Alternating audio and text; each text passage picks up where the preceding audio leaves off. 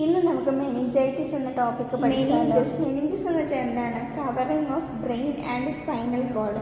Spinal കോഡിൻ്റെയോ ബ്രെയിനിൻ്റെയോ കവറിങ്ങിനെയാണ് നമ്മൾ മെനിഞ്ചസ് എന്ന് പറയുന്നത്. അതിലുണ്ടാകുന്ന ഇൻഫ്ലമേഷനെയാണ് നമ്മൾ മെനിഞ്ചൈറ്റിസ് എന്ന് പറയുന്നത്. ഐറ്റിസ് കൂട്ടിച്ചേരുമ്പോഴത്തേക്കും ഇൻഫ്ലമേഷൻ, അത് ഓർത്ത് വെച്ചോ. ബ്രെയിനിന് എത്ര ലെയേഴ്സ് ഉണ്ട്? 3 ലെയേഴ്സ് ഉണ്ട്. Dura mater, pia mater and arachnoid. ഇനി അതിൻ്റെ ഇറ്റിയോളജി നോക്കാം. ഇറ്റിയോളജി എന്ന് പറയുമ്പോൾ അത് ഉണ്ടാകാനുള്ള കാരണം 3 കാരണങ്ങളുണ്ട്.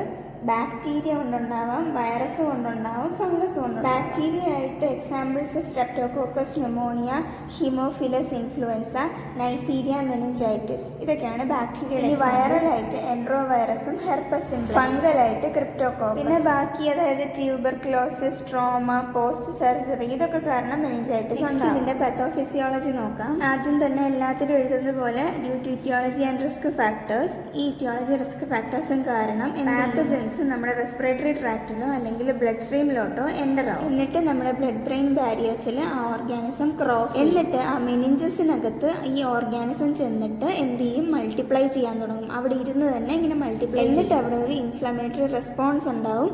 അപ്പം അവരെന്ത് റിലീസ് ചെയ്യും? സൈറ്റോകൈൻസ്. അപ്പോഴത്തേക്കും അവിടുത്തെ വാസ്കുലാർ പെർമിയബിലിറ്റി കൂടും, സെറിബ്രൽ എഡിമ ഉണ്ടാവും. അത് കഴിഞ്ഞിട്ട് നമ്മുടെ ICP കൂടും. സെറിബ്രൽ എഡിമ അതായത് നമ്മുടെ ബ്രെയിനിൽ എഡിമ ഉണ്ടാകുമ്പോൾ തന്നെ ICP എന്ന് പറഞ്ഞാൽ ഇൻട്രാക്രേനിയൽ പ്രഷർ. ആ ബ്രെയിനകത്തുള്ള പ്രഷർ കൂടുന്നത് കൊണ്ട് തന്നെ നമ്മുടെ ബ്ലഡ് ഫ്ലോ എന്ത് ചെയ്യും? ബ്രെയിനിലുള്ള ബ്ലഡ് ഫ്ലോ കുറയും. അപ്പോഴത്തേക്കും നമുക്ക് ന്യൂറോണൽ ഡാമേജ് ഉണ്ട്. അങ്ങനെയാണ് മെനിഞ്ചൈറ്റിസ് എന്ന അസുഖം ഉണ്ടാകുന്നത്. ഇനി നമുക്ക് എന്തൊക്കെ ക്ലിനിക്കൽ മാനിഫെസ്റ്റേഷൻസ്, അതായത് ഈ അസുഖം ബാധിക്കുമ്പോഴത്തേക്കും എന്തൊക്കെ സൈൻസ് ആൻഡ് സിംറ്റംസ് കാണിച്ചു തുടങ്ങും?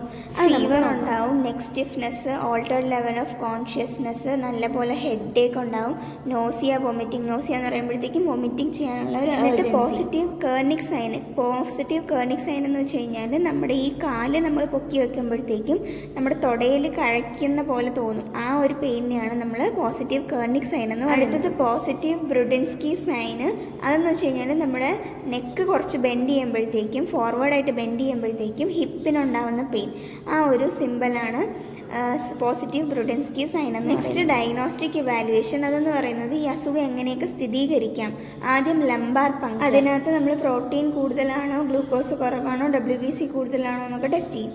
അത് കഴിഞ്ഞ് ബ്ലഡ് കൾച്ചർ, പിന്നെ CT സ്കാൻ എടുക്കും, MRI, CBC ചെയ്ത് നോക്കും, അതായത് കംപ്ലീറ്റ് ബ്ലഡ് കൗണ്ട് ചെയ്ത് നോക്കും. ഇതൊക്കെയാണ് ഇതിൻ്റെ ഡയഗ്നോസ്റ്റിക്. നെക്സ്റ്റ് നമുക്ക് മാനേജ്മെൻറ്റ് നോക്കാം. മാനേജ്മെൻറ്റിനകത്ത് മെഡിക്കൽ മാനേജ്മെൻറ്റ് ആദ്യം നമ്മൾ നോക്കുന്നത് ആൻറ്റിബയോട്ടിക്സ് ആയിട്ട് പിപ്റ്റാസ് കൊടുക്കും, കാർബോപെനം, മെറോപെനം, ഇമ്മിപെനം, ഇങ്ങനത്തെ ആൻറ്റിബയോട്ടിക്സ് ഒക്കെ കൊടുക്കും. സെപ്ട്രിയാക്സോൺ കൊടുക്കും. പിന്നെ ആൻറ്റി വൈറൽ ഡ്രഗ്സ് ആയിട്ട് അസൈക്ലോവിർ കൊടുക്കും, കോർട്ടിക്കോസ്റ്റിറോയിഡ്സ് ആയിട്ട് ഡെക്സാമെഥാസോൺ, പിന്നെ ആൻറ്റി പൈററ്റിക്സ് കൊടുക്കും, പിന്നെ ആൻറ്റി കൺവൾസൻസ് കൊടുക്കും, അതായത് ഫിനോറ്റോയിനൊക്കെയാണ് അതിൻ്റെ എക്സാമ്പിൾസ്.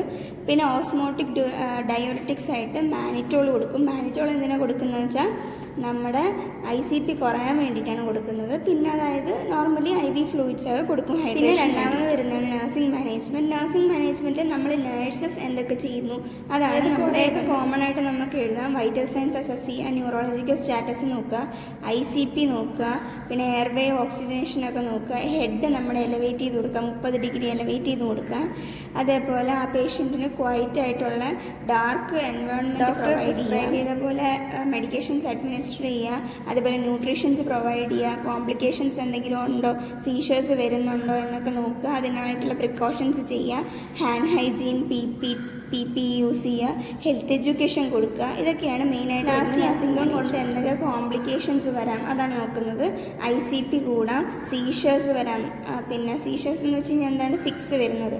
പിന്നെ നമുക്ക് ഹിയറിംഗ് ലോസ് ഉണ്ടാവാം, ബ്രെയിൻ ഡാമേജ് ഉണ്ടാവാം, ഡെത്ത് വരെ സംഭവിക്കും. പിന്നെ ഇങ്ങനത്തെ വീഡിയോസൊക്കെ നിങ്ങൾക്ക് വേണം, പഠിപ്പിക്കണം എന്നൊക്കെ ഉണ്ടെങ്കിൽ കമൻറ്റ് ബോക്സിൽ കമൻറ്റ് ചെയ്യുക. അപ്പോൾ ഇതുപോലത്തെ ക്ലാസ്സസൊക്കെ നിങ്ങൾക്ക് ഇഷ്ടമാണെങ്കിൽ നിങ്ങൾ ലൈക്ക് ചെയ്യുക, ഷെയർ ചെയ്യുക. അതേപോലെ നിങ്ങളുടെ ഫ്രണ്ട്സിനൊക്കെ, നഴ്സിംഗ് സ്റ്റുഡൻസ് ഉള്ള ഫ്രണ്ട്സിനൊക്കെ അയച്ചു കൊടുക്കുക. പിന്നെ എപ്പോഴും ഞാൻ പറയുന്ന പോലെ സബ്സ്ക്രൈബ് ചെയ്യാൻ മറക്കല്ലേ മാഷേ.